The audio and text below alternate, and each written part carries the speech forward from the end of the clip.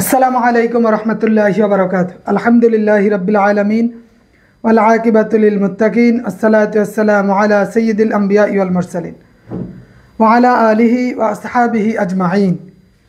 প্রশংসা সেই মহান মুনিবের, যিনি আমাদের সুস্থ রেখেছেন, ভালো রেখেছেন। আশা করি সবাই ভালো আছেন। সাউন্ড ক্লিয়ার আছে কিনা অবগত করবেন। আমরা আজকে কথা বলবো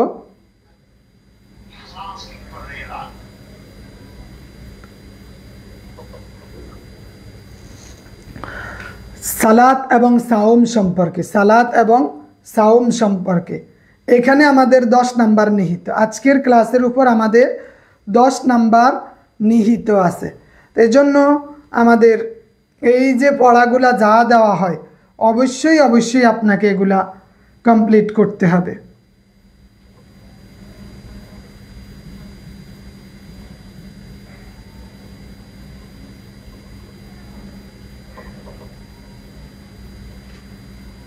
মোহাম্মদ আলী রাজীব সাহেব। তা আমরা আজকে দেখব কি সালাত এবং সাওম। সালাত এবং সাওমের উপর আমাদের 10 নাম্বার। এর মধ্যে সালাত থেকে যে একটা প্রশ্ন থাকবে এতে কোনো সন্দেহ নেই। সালাত থেকে একটা প্রশ্ন থাকবে। সালাত এবং সাওম,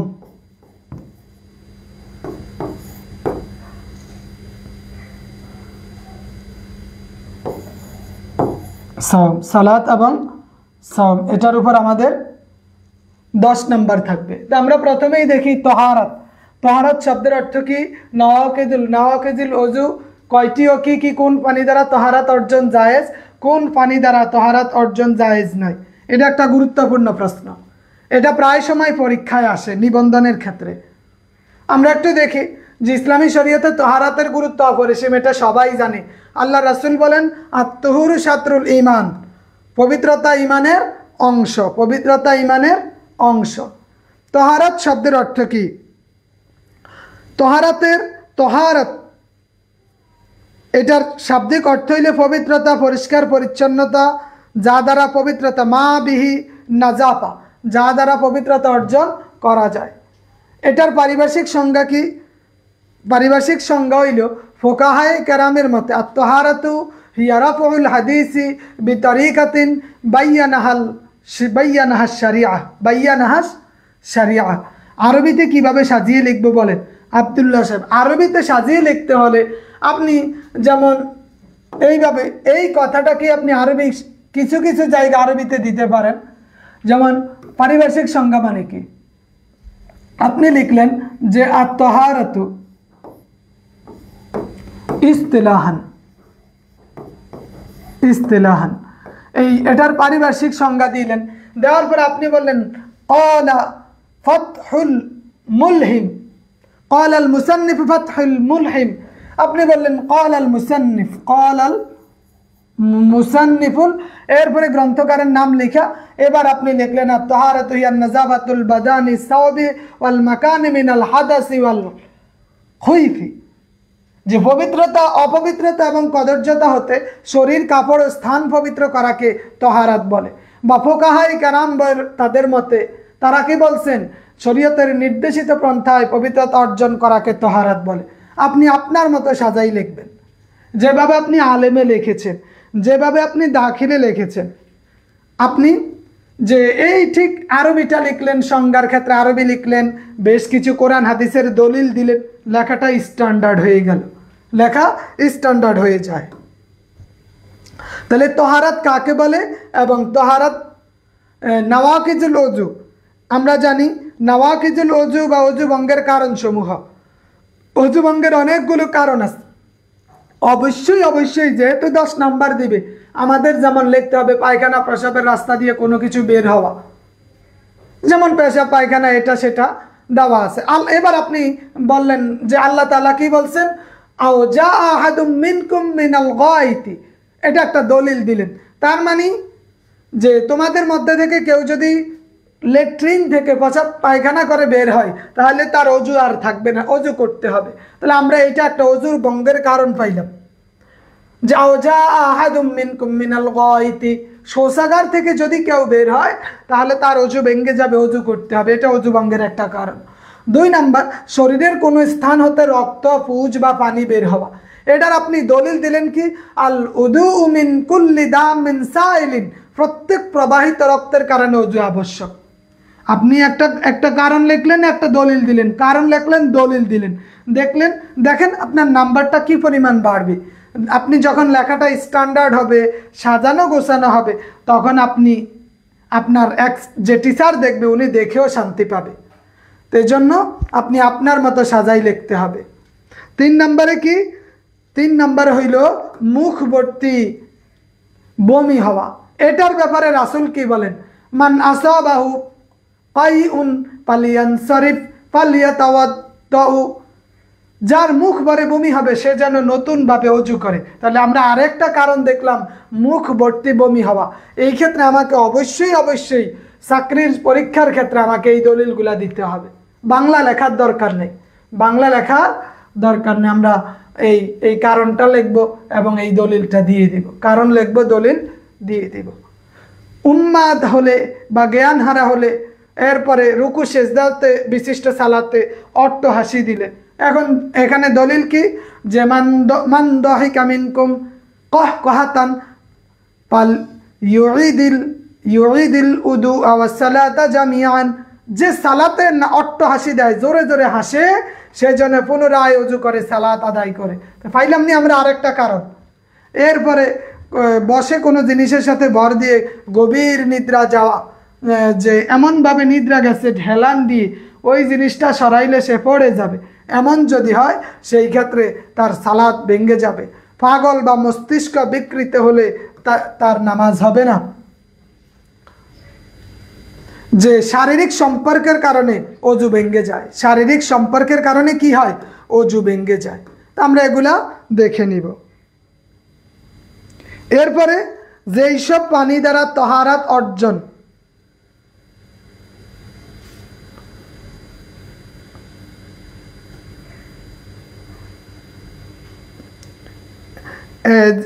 যেসব পানি দ্বারা তাহারাত অর্জন জায়েজ যেসব পানি দ্বারা তাহারাত অর্জন কি জায়েজ যেসব পানি দ্বারা তাহারাত অর্জন জায়েজ কোন ফিকা শাস্ত্রবিদদের মতে যেসব পানি দ্বারা তাহারাত অর্জন জায়েজ আমরা জানি যে মাউল মাতর আমরা এবার আরবিগুলা দিতে পারি হ্যাঁ এখানে অনেকগুলো আরবি আছে আমরা লিখলাম যে মাউল মাতর বৃষ্টির পানি মাউল আনহারি ওয়াল বিখার নদী তথা সমুদ্রের পানি মাউল আবার কূপের পানি মাউল গাদির পুকুরের পানি মাউল আউদিয়াতিন উপত্যকার পানি মাউল উয়ুনি ঝর্ণার পানি আপনি আরবিতে পারলে আরবিতে দেন আরবিতে না পারলে বাংলাতে দেন কিন্তু আপনি লেখা যখন সাজিয়ে লিখবেন নাম্বার বেশি দিবে আপনাকে লেখা সাজিয়ে লিখতে হবে লিখিত পরীক্ষা কঠিন হয় না ঘরে বসে পরীক্ষা দেওয়ার মতো কিন্তু আপনাকে তো লিখতে হবে লেখার মান যদি স্ট্যান্ডার্ড না হয় কোয়ালিটি সম্পন্ন না হয় তাহলে মারা খাবেন মাউল জারি প্রবাহিত পানি মাউল মাশকুক সন্দেহযুক্ত পানি যখন অন্য কোনো পানি পাওয়ার কোনো সুযোগ থাকে না তখন এই পানি দ্বারা পবিত্রতা অর্জন যায় তবে এরপরে তায়াম্মুম করতে হবে মাউল গাদিরুল আজিম বড় পুকুরের পানি এক প্রান্তে নাপাকি পড়লে আরেক প্রান্তে পানি দ্বারা পবিত্রতা অর্জন যায় যেসব প্রাণীর প্রবাহিত রক্ত নেই তা কোনো পানিতে পড়ে মারা গেলে ওটার দ্বারা পবিত্রতা অর্জন যায় যেমন মশা যদি পানিতে পড়ে মারা যায় মাছি মারা গেলে ফড়িং মারা গেলে এগুলা মারা গেলে পানি নষ্ট হবে না পানিতে বসবাসকারী প্রাণী মারা গেলে তা দ্বারা ওযু গোসল জায়েজ তা দ্বারা কি ওযু গোসল জায়েজ এরপরে যে প্রাণীর গোশত খাওয়া হালাল তার উচ্ছিষ্ট পানি দ্বারা তাহারাত অর্জন বৈধ পানির মৌলিক 3টা গুণ মাত্র একটি গুণ নষ্ট হলে তা দ্বারা পানির অর্জন জায়েজ হবে তাহারাত অর্জন মাউস সাবুন অথবা এবং মাউল উসনান যেসব পানি দ্বারা তাহারাত অর্জন জায়েজ নয় ওইটাও আমাদের দেখতে হবে বৃক্ষ নিংড়ানো পানি ফল নিংড়ানো পানি অন্য বস্তুর প্রাধান্যর ফলে যে পানির মৌলিক গুণাবলী নষ্ট হয়ে যায় শরবত সিরাপ সিরকা জল সবজির রস গোলাপের পানি বা গাজরের রস এইগুলা দ্বারা তাহারাত অর্জন কি নেই জায়েজ নেই। এরপর আমরা আরেকটা প্রশ্ন দেখি, সালাত দেখলাম আমরা, সালাত কাকে বলে, সালাতের পরিচয় এবং 5 ওয়াক্ত নামাজের বর্ণনা। আমাদের আরও লাগবে 5 ওয়াক্ত নামাজের সময়সীমা। নামাজ শব্দের অর্থ কি? নামাজ, সালাত 60 জায়গায় ব্যবহৃত হয়। কয় জায়গায়? সালাত এটা 60টা অর্থে ব্যবহার হয়, আমরা প্রাথমিকভাবে জানি। যখন আল্লাহর সাথে এটা যায়, ইয়া আইয়ুহাল্লাযীনা আমানু সাল্লু আলাইহি ওয়া সাল্লিমু তাসলিমা। তাহলে এই যে এই সালাত যখন আল্লাহর সাথে সম্পৃক্ত হয় তখন এটার অর্থ হবে রহমত। যখন এটা বান্দার সাথে সম্পৃক্ত হয় তখন অর্থ হইল দোয়া। ফেরেশতাদের সাথে সম্পৃক্ত হইলে হবে ইস্তিগফার, আর নবীর সাথে সম্পৃক্ত হলে অর্থ হবে দুরূদ পাঠ করা। পশু পাখির সাথে সম্পৃক্ত হলে তাসবিহ পাঠ করা। তবে এখানে সালাত শব্দের নির্দিষ্ট আরকান, আহকামের সমষ্টি সালাত অর্থে ব্যবহার হয়েছে, যাকে ইংরেজিতে কি বলে? প্রেয়ার বলে। ইংরেজিতে বলে প্রেয়ার। সালাতের পারিভাষিক সংজ্ঞা আমাদের জানতে হবে। আমরা জানি সালাত কাকে বলে। তানজিমুল আশাদ গ্রন্থ প্রণেতা বলেন, আল ইবাদাতুল মাকসুসাতুল মুনায়্যানাতুন মুবায়্যানাতুল হুদুদ আওকাতিহা ফি শরিয়াতি, আওকাতিহা ফি শরিয়াতি। সালাত হচ্ছে কতিপয় নির্দিষ্ট আরকানের সমষ্টি। মুজামুল ওয়াসিত গ্রন্থকার কি বলেন? ইবাদাতুল মাকসুসাতুল মুবায়্যানাতুল হুদুদ আওকাতিহা। আর তানজিমুল আশাদ বলেন হিয়া ইবারাতু আনিল আরকানিল মাহুদাতি ওয়াল আফআলিল মাকসুসা। 5 ওয়াক্ত নামাজের সময়সীমা আমাদের এখানে দেখতে হবে। ফজরের সালাতের সময়সীমার বিষয় কি বলে? আল্লাহ রাসূল বলেন, ওয়াক্তুস সালাতি সুবহি মিনাত তুলুইল ফাজরি মা লাম তাতলুইশ শামস। ইমাম মালিক শাফিঈর মতে ইসফার পর্যন্ত ফজরের শেষ সময়, সূর্য উদয় পর্যন্ত নয়। যোহরের সালাতের সময়সীমা আল্লাহ রাব্বুল আলামিন বলেন, আকিমিস সালাতা লিদুলুকিশ শামস। ইমাম শাফিঈর মতামত লাগবে, ইমাম আবু হানিফার মত লাগবে। আসরের সালাতের সময়সীমা, মাগরিবের সময়সীমা এবং এগুলার এশার সময়সীমা, এগুলো আমাদের দেখতে হবে। নামাজের সময়সীমা, আব্দুল খালেক সাহেব, ওয়ালাইকুম আসসালাম। আমাদের আরকানুস সালাত, শুরুতুস সালাত, আরকান, রোকন, শর্ত এবং রোকনগুলা জানতে হবে। বলেন তো আরকানুস সালাত কয়টি?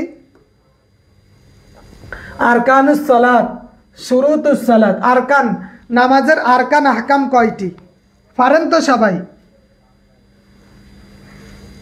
হ্যাঁ, আরকান, রোকন এবং শর্ত সবাই পারেন? শুরুতুস সালাত মানে কি? সালাতের শর্তাবলী। সংজ্ঞা কি? হিয়া মা লা তাতিম্মুস সালাতু ইল্লা বিহা ওয়া লা তাকুনু দাখিলাতান ফি হাকিকাতিস সালাত। এমন সব কাজ যা ছাড়া সালাত হয় না, কিন্তু যেগুলা সালাতের মৌলিক বিষয় নয়। তাহলে আরকানুস সালাত কি? আরকানুস সালাত, সালাতের শর্তাবলী: নিয়ত করা, শরীর ভাগ, কাপড় ভাগ, নামাজের জায়গা ভাগ, সতর ঢাকা, কেবলামুখী হওয়া, ওয়াক্ত মতো নামাজ পড়া, নামাজের নিয়ত করা। এই 7টা জিনিস আমাদের লাগবে। এবং এইটা এটা শর্ত এবং রোকন 13টি। এখানে রোকন, শুরুতুস সালাত শর্ত কয়টি? 7টি, রোকন 6টি। এগুলো আমাদের পড়তে হবে। এরপরে আমাদের লাগবে মুফসিদুস সালাত কাকে বলে? সালাত ভঙ্গের কারণ সমূহ। কি লাগবে? মুফসিদুস সালাত।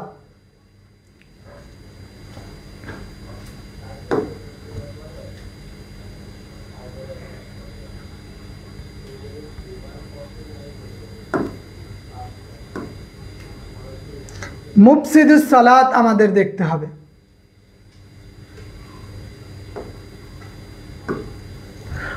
সালাত ভঙ্গের কারণগুলো এইটা আমাদের মুখস্থ লাগবে, কারণ কোনটা যে কখন দেয় এইটা বলা মুশকিল।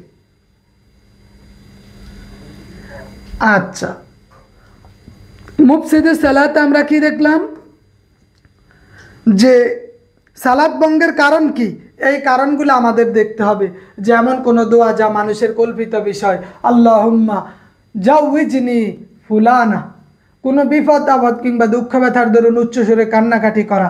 তবে বেহেশতের সুসংবাদ, জাহান্নামের দুঃসংবাদের কারণে এমনটি হলে সালাত ভঙ্গ হবে না, কিন্তু দুনিয়ার স্বার্থে নামাজে কান্নাকাটি করলে নামাজ ভঙ্গ হয়ে যাবে। ইয়ারহামুকাল্লাহ বলে কোনো ব্যক্তি হাসির জবাব দেওয়া, মৃত্যুর সংবাদে নামাজের মধ্যে কেউ যদি বলে ইন্না লিল্লাহি ওয়া ইন্না ইলাইহি রাজিউন, অথবা কেউ আশ্চর্য সংবাদ শুনে সুবহানাল্লাহ বলল, কোনো কাজে সন্তুষ্ট হয়ে নামাজের মধ্যেই মাশাআল্লাহ বলল, নামাজের মধ্যে ভুলে বা ইচ্ছাকৃত কিছু খাইলে, নামাজে কেরাত অশুদ্ধ পড়লে, কোনো ব্যক্তিকে সালাম দিলে, সালামের উত্তর দিলে, আহ শব্দ করলে, বিনা ওজরে কাশি দিলে, আমলে কাসির করলে, 3 তাসবিহ পরিমাণ সময় সতর খোলা থাকলে, ইমাম কর্তৃক মুক্তাদি ব্যতীত অপর ব্যক্তির লোকমা গ্রহণ করলে, নাপাক জায়গায় সেজদা করলে, কেবলার দিক হতে সিনা ঘুরে গেলে, কোরআন মাজিদ দেখে পড়লে নামাজ ভেঙে যাবে, উচ্চ স্বরে হাসলে, নামাজে সাংসারিক কোনো বিষয় প্রার্থনা করলে, মুক্তাদি ইমামের আগে দাঁড়ালে, এই কারণগুলা থাকলে তার নামাজ হবে না। এবং এমন কিছু কারণ আছে যেইগুলার কারণে ইমাম আবু হানিফার মতে সালাত ভঙ্গ হবে, কিন্তু সাহাবাইনের মতে ভঙ্গ হবে না।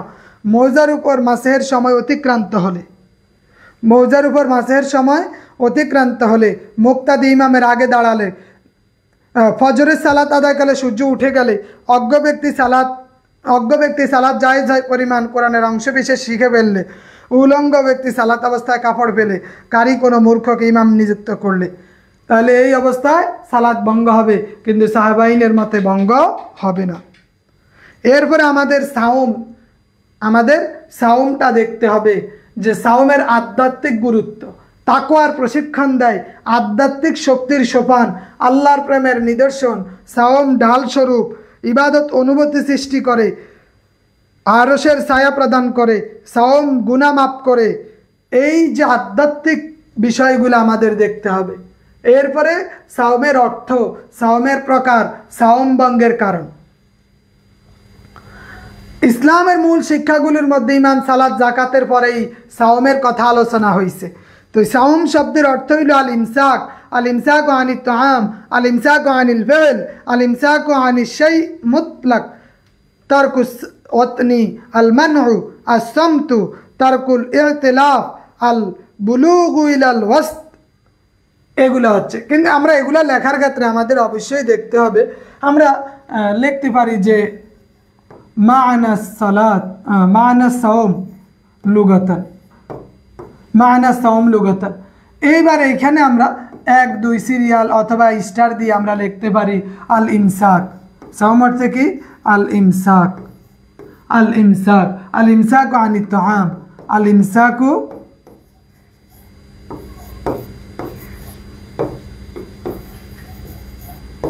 আনিত তাআম। আমরা লিখতে পারি তারকুল ওয়াতি।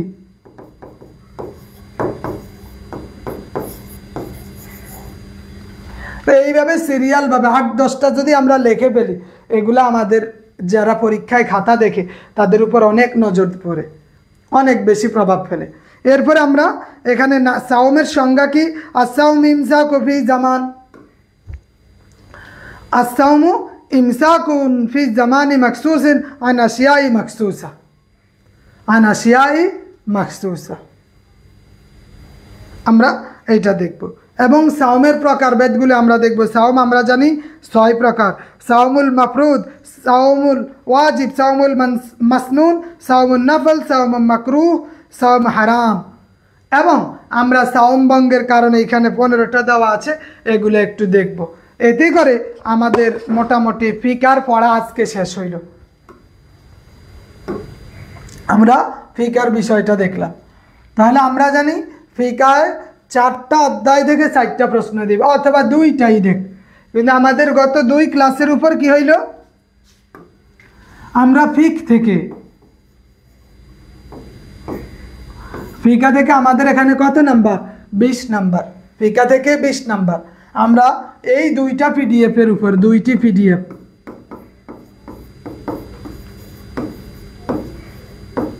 এই 2টা পিডিএফ এর উপর আমাদের 20 নাম্বার প্রস্তুতি শেষ।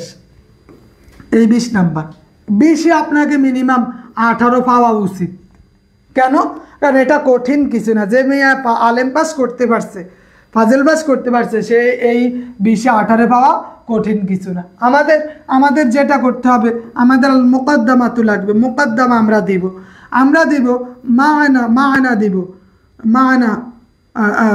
মানা দিব। এরপর আমরা ইস্তেলাহান দিব, আমরা আকসাম দিব, এবং আমরা আল হাসিল দিব। আমরা যখন ভূমিকা দিব, উপসংহার দিব, সংজ্ঞা দিব, শাব্দিক এবং পারিভাষিক, আমরা প্রকারভেদ দিব, আমরা বিস্তারিত লিখব। লেখার মধ্যে আমরা যখন মেসাল ব্যবহার করব, আমরা যখন দলিল ব্যবহার করব, তখন দেখবেন লেখাটার মান কত স্ট্যান্ডার্ড হয়।